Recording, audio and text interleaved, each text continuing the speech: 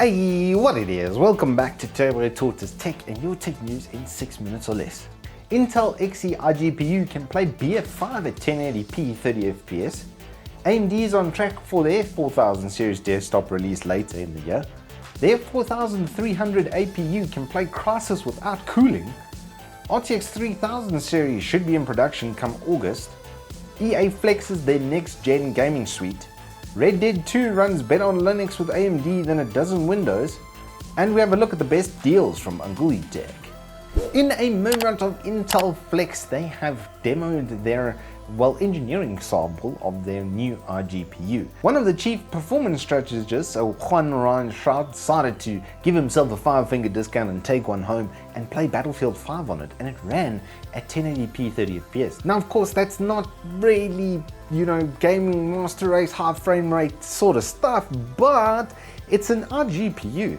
So if it's got enough power to drive Battlefield, stuff like Adobe Suite, even Light 3D will be an absolute breeze for that chip. This will mean GPUs like MX450 will become practically obsolete overnight. AMD has announced that their 4000 series desktop chips are on track for launch later in the year, which is really good news because they have launched these XT series chips to sort of stopgap combat the new 10th gen chips, which came out and did a stellar job at every single price point for gaming. So you're only really scaling the amount of cores you need based on your workload functionality for both Intel and AMD now. The one thing that I will say is a little bit better perhaps on AMD is that their chips are unlocked, so it gives you some more freedom of overclockability. Something that was mad on the AMD camp was their 4300U laptop chip was running Crysis 1 without cooling. Now it did drop down to 7 watts worth of usage where the normal peaks are about 15 watts, at least that's what it's designed to do. And the GPU even dropped as low as 6 megahertz, but it still ran Crysis without any cooling at sub 80 degrees because the XFR was keeping the voltage and temperature back. So in a normal environment where you have normal cooling set up in a laptop, it does mean your longevity is literally guaranteed. Nvidia has finally spilled the beans on the RTX 3000 series. No mention of the 40GB HBM2 super monster that they were talking about. Perhaps that's another Titan, something that's coming a little bit down the road. But they have said that these cards will be in production from August and that the September launch date is still on the cards. EA recently had an online event to flex their next-gen titles, including another new NFS from Criterion, another Battlefield with apparently really good-looking face technology. I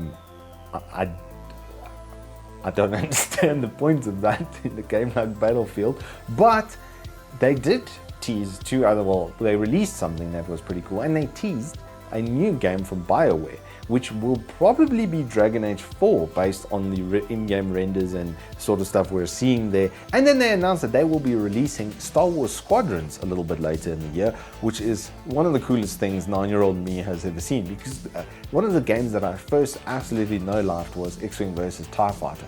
And this is like a swift upgrade graphically and gameplay wise into the future, hopefully. It is scratching that Wookiee itch. In a really cool test by a mad lad called Flightless Mango, he has set up Linux with the Vulkan API and the Wine loader to be able to play Red Dead Redemption 2 and give us some benchmarking scores. And the bullet point of the presentation is AMD was actually slightly better in the Linux version.